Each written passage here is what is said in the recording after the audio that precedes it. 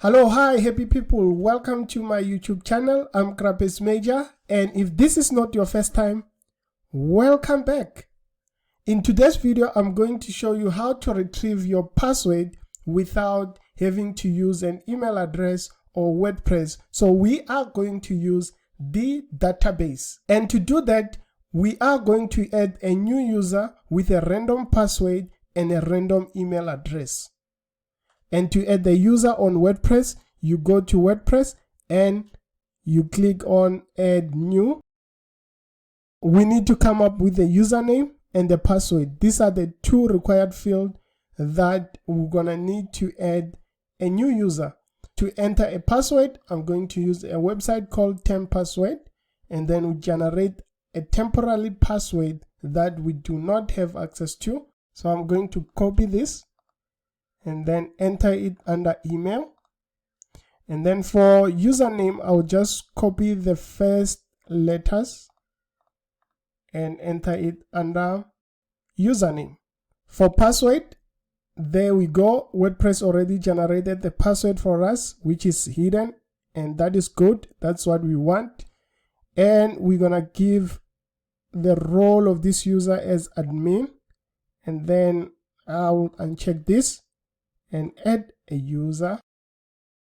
There we go, we have a user with that username and then without a name. So far we have two users. So now we need to try to log into WordPress using this user's credential that we do not have. We only know the username, but we do not know the password.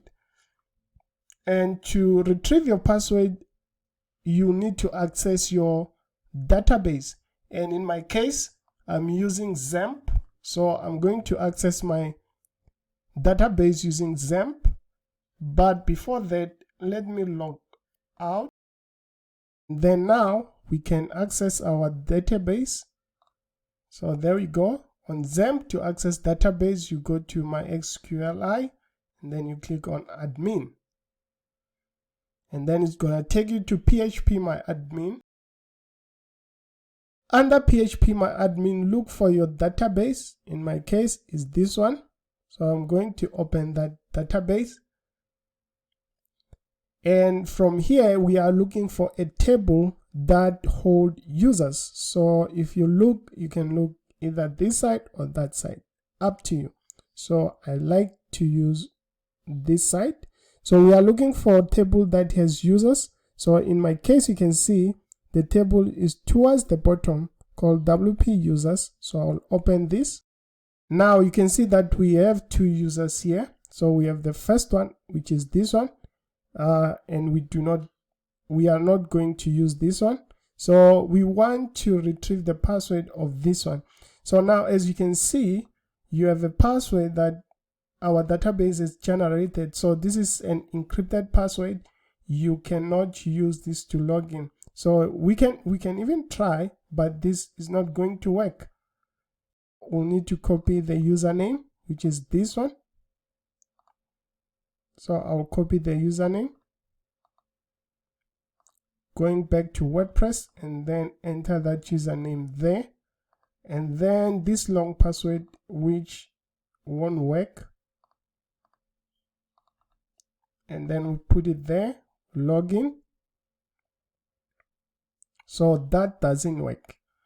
All right, so now how do we retrieve a password of any user? So you need to click on edit, and then from edit you are looking for user pass. Under users path, this is where you generate a new password. Under here, we are looking for a value that's called MD5. I'll open this, and then you go down. We are looking for MD5. So here is MD5. So from now on, any password that you're gonna put here, it will work when you try to log in on WordPress. I'm going to generate a new password, a random password. I'll use We'll use this website to generate a password for us. Okay, where's the password? So this is the password. And then I'll just paste that password here. Going back to our database, so we put this password here and we are guaranteed that it's gonna work. So click go. All right, so now it shows that we have updated our password, and now we need to go back to WordPress and then use the very same password that we generated from LastPass. All right, copy this password and then enter it there. So login.